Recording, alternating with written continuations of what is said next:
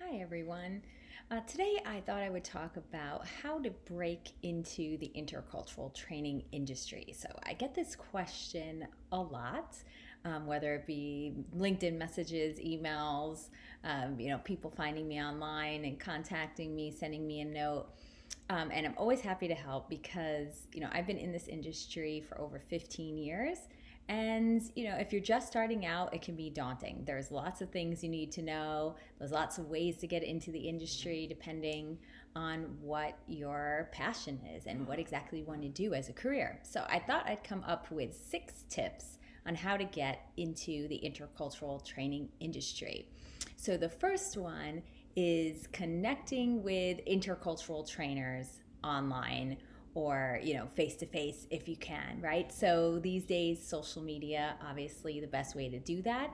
Don't be afraid. Most trainers like myself are more than happy to help, and have a quick chat with you, tell their story about how they got into the intercultural training field.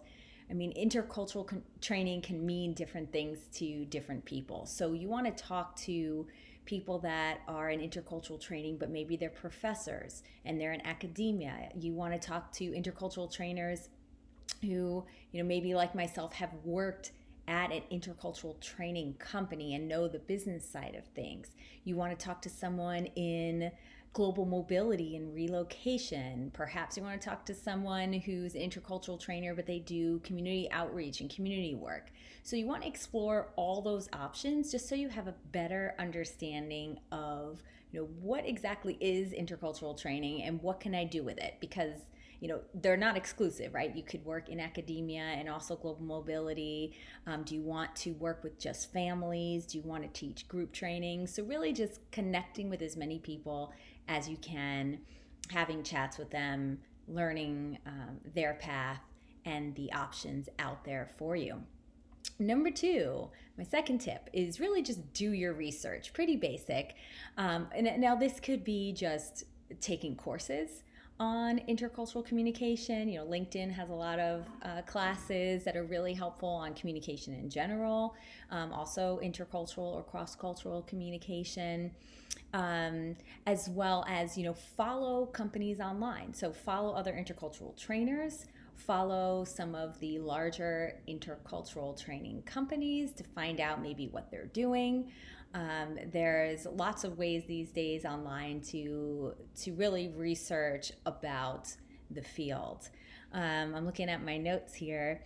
Oh yeah, and then also, in these conversations when you're talking to people, see if they know, okay, do you know someone at that company? Or, do your research on who do you need to reach. So you want to be an intercultural trainer, great.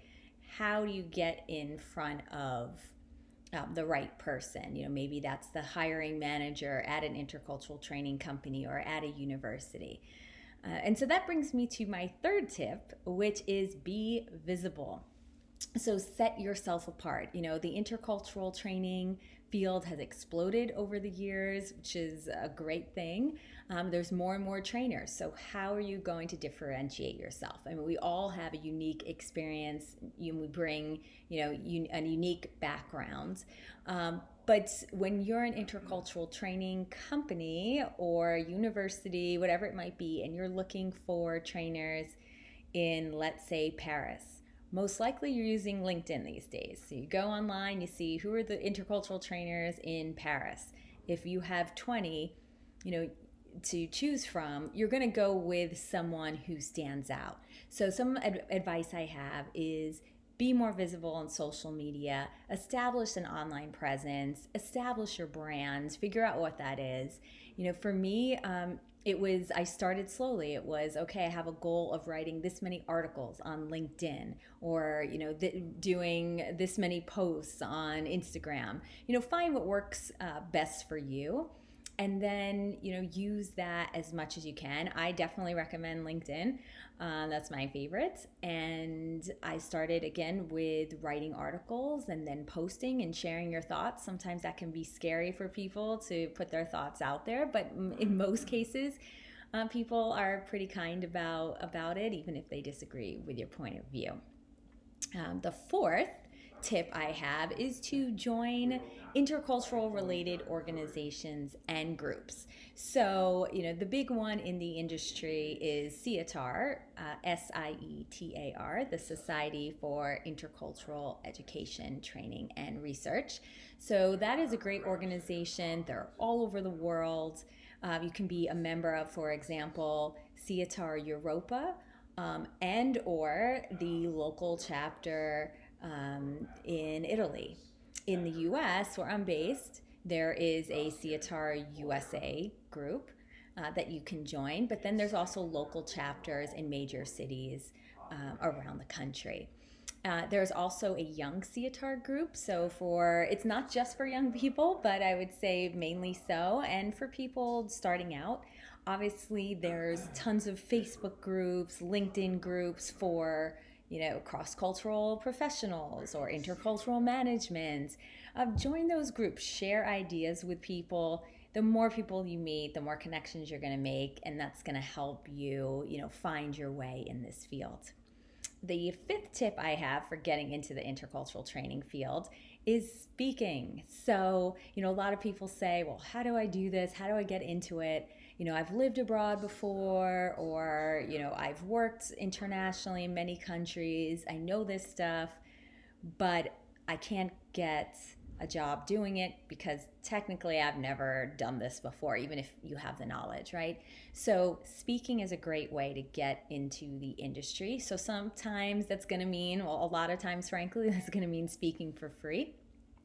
But you can approach universities. So a lot of professors might bring you in for an expert on, so maybe you are an expert in Japanese culture. They might bring you in for a management course, an international business course that they're doing, or maybe you are an expert in cultural competency, and they might bring you in. So that's one avenue to explore.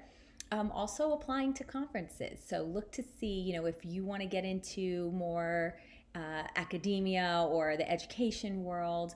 NAFSA is a great organization to be part of. They have lots of conferences. Volunteer your time at conferences, at events.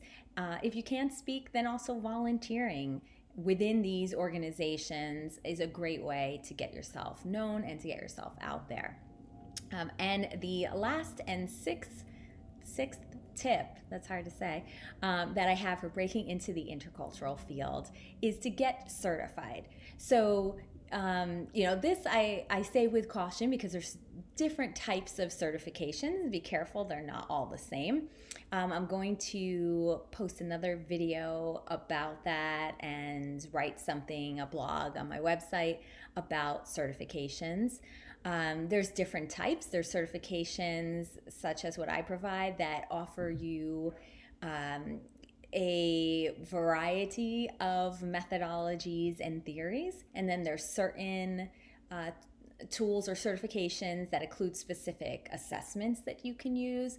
But it's a great way to get into the field. Again, if you haven't had any experience, that hiring person that is looking to hire an intercultural trainer is going to want to see that you have education around intercultural communication or international business.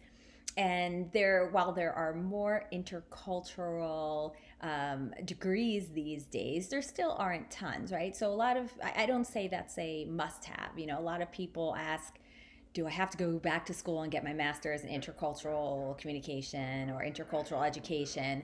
I say no, especially these days. If you already have, your education, it could be related to intercultural. It could be sociology, psychology, international business. I say that it's fine to go and get a certificate program instead of going all the way back to school. So those are my 6 quick tips on how to get into the intercultural training industry. I will also put this one as a blog post, post it on social media, and I hope it was helpful. And I'll be posting again soon. Stay safe, everyone.